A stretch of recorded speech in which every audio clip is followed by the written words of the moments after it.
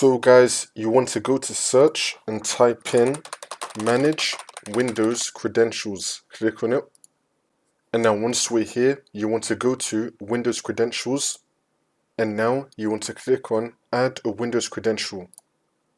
Now here on the first line, you want to type in the IP address that's provided for the shared access. Just type in your IP address for you. Now you want to type in your PC administrator username and password. So just type that in as well. Then you want to click on OK. You can now check the shared access. So if you go to search and type in run, or just do it any way you want by going to the folder itself. I'm going to type in // and then the IP address. And then click on OK, and then it should be working for you. If not, then just restart your computer, come back into Windows, then it should be working.